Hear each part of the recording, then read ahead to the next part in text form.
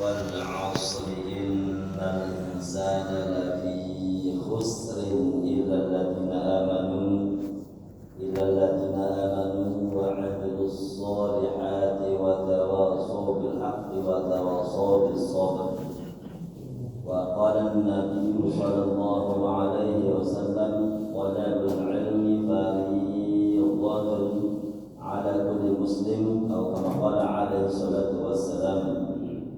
Yang kami muliakan, yang kami hormati para alim ulama, para tokoh masyarakat, para jemaah masjid, orang-orang tua kami yang ada di wilayah perumahan Kopri Raya. Bersyukur kita kepada Allah Subhanahu wa taala bahwa alhamdulillah di subuh yang mulia ini kita sama-sama dapat berkumpul kembali dalam rangka thalabul ilmi. Jadi hukum asal menuntut ilmu itu bukan hanya wajib. Menuntut ilmu adalah wajib, bukan. Jadi kata-kata fardhu di situ adalah sangat wajib. Bukan sekedar wajib, tapi sangat wajib. Jadi orang yang mengatakan wajib dengan sangat wajib, penekatannya beda. Saking wajibnya itu Nabi sabdakan, menuntut ilmu itu minal mahdi ilal lahdi, dari buayan, dari gendongan sampai liang lahat. Ya Bapak Ibu, betul? Apa buktinya?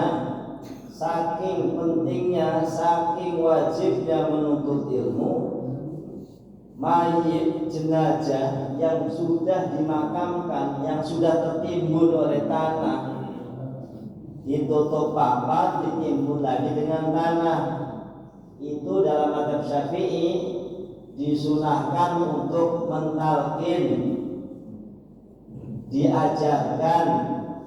Ya, kan sering tuh dengar ya, kalau sudah tertimbun, sudah dimakamkan, sebelum pulang kan, nah itu biasanya ustaznya langsung mendekat di depan mukanya jenazah. Ya, kalau jenazah kan meletakkan posisinya itu kan kepalanya di sebelah sana, kaki sebelah sana, dan ngadep sana itu kan. Nah, posisi orang yang mentalqin itu di hadapan mukanya. Ya abadallah wa ya Allah, idza ja'akal malakani al-muwakkalani bika, apabila datang kepada Anda dua malaikat yang telah diwakilkan untuk menjumpai Anda, wa huma munkarun wa nakirun, kedua malaikat tersebut namanya munkar dan nakir, fala yubsi'aka wa la yurhibaka, jangan kamu takut, gentar, kaget. Fa innahuma khalqun min khalqillahi ta'ala azza wa jalla, karena malaikat munkar dan nakir adalah termasuk makhluk dari makhluk-makhluknya Allah. Wa idza sa'alaka, apabila keduanya bertanya kepada Anda, man rabbuka wa man nabiyuka, dan seterusnya, faqul lahum bilisan fasihin wa aqidin sahihin, jawab oleh Anda dengan lidah yang fasih dan keyakinan yang benar, Allahu Rabbi, katakan Tuhanku adalah Allah, wa Muhammadun Nabiyyi, dan Nabi Muhammad adalah Nabi, dan seterusnya. Ini saking pentingnya menuntut ilmu. Orang yang sudah dimakamkan saja itu masih dibimbing, ya, dibimbing supaya apa? Memang imannya itu masih di hatinya, sehingga mudah untuk menjawab pertanyaan malaikat munkar dan nakir. Dan insya Allah kita semua ya, Bapak, Ibu, kita semua cepat atau lambat pasti kita akan menuju ke sana. Nah, persiapannya apa? Persiapannya di dunia waktu yang singkat 60 tahun ini digunakan sebaik-baiknya untuk persiapan akhirat. Kita saja hidup di dunia 60 tahun cuma dibekali uang 20.000 untuk bekal 60 tahun nggak cukup.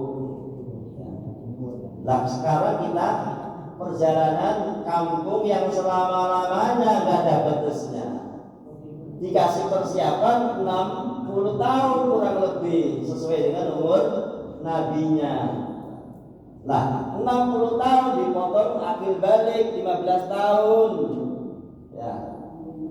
Sisanya berapa itu? Dipotong tidur 8 jam tiap hari. Habis ya. Dipotong main voli, dipotong senam, ya bagus, gak masalah olahraga. Dipotong main catur, ngobrol sana sini. Paling-paling ibadah kita itu yang dengan keterbatasan yang sangat, paling-paling mungkin 30 tahun setorkan, belum ibadahnya masih acak-acakan. Kita lihat kadang-kadang saudara kita itu kalau melihat wudhu itu tangannya sikunya nggak sampai ke basuh ya. Saya sering melihat itu digulung cuma sampai batas ini. Memang di situ itu faghsilu aydiyakum ilal marafiq, basuhlah tanganmu sampai siku. Bahkan kadang saudara kita itu berwudu nggak sampai siku, bahkan sampai siku saja belum sah. Karena apa? Ada kaidah fikih malayatimul wajib wa huwa wajib, tidak akan sempurna perkara yang wajib kecuali dilebihkannya jadi wajib. Nah, kalau wudunya tidak sampai siku, nah itu bagaimana sholatnya? Bisa kita lihat keadaan umat ini. Belum, maaf ya, buang air kecil, apalagi masjidnya menyediakan pipis untuk berdiri. Nah, ketika umat ini pipis dengan cara berdiri, kemudian cuma hanya dilap saja kadang begitu, ya. Sebagaimana ya kita ya, saya ya termasuknya dulu ya, waktu belum paham, waktu belum masih kecil lah ya, masih SMP, STM dan sebagainya. Itu begitu sholat membawa najis. Waduh ya. Bagaimana akan diterima sholatnya kalau sholatnya tidak memenuhi syarat? Nah, makanya bekal yang singkat 60 tahun sudah dipotong sana sini ini, maka kita gunakan sebaik-baiknya supaya amal kita ini sempurna, sedikit tapi sempurna. Alladzi khalaqal mauta wal hayata liyabluwakum ayyukum ahsanu amala.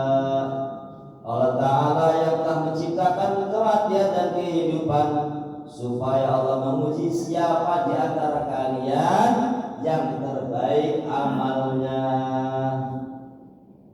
Bukan liyabluwakum aktsaru amala, bukan yang terbanyak amalnya, bukan. Karena paham Allah Ta'ala kondisi umat ini umurnya pendek-pendek, makanya yang Allah inginkan itu adalah ahsan amal, bagusnya amal. Apa bagusnya amal? Bagusnya amal itu ibadah sesuai tuntunan, sesuai syariat. Seperti tadi sholat contohnya. Atau gampangnya kecilnya sekarang kita ini duduk di masjid, ya. Duduk di masjid enggak niat etikaf, atau enggak ada utama etikaf, ya. Cuma dapat kebiasaan duduk, ya. Jadi alim ulama mengatakan tamyizul ibadah 'anil ada. An-niyatu tamyizul ibadah 'anil ada. Ya Bapak Ibu. Ya. Jadi untuk membedakan kebiasaan sama ibadah, untuk membedakan ibadah dengan kebiasaan adalah niat. Bapak-bapak, ibu-ibu di masjid 1 jam, 2 jam enggak niat i'tikaf, ya enggak jadi pahala i'tikaf. Enggak dapat pahala i'tikafnya, cuma dapat duduk mendengarkan ilmu gitu. Nah, kalau fadilah atau keutamaan ilmunya ya dapat, cuma i'tikafnya, pahala i'tikafnya tidak dapat. Kemudian baca Al-Quran, baca Al-Quran. Kalau Ramadan ini nanti insya Allah menjelang Ramadan, nanti setelah Ramadan laporan banyak. Saya khatam 5 kali, saya khatam 10 kali, saya khatam 3 kali. Rupanya setelah dicek berantakan bacaan. Ya, Masya Allah, sudah capek-capek ya Bu, ya baca Al-Quran 10 kali khatam, tapi tidak ahsan amal, tidak.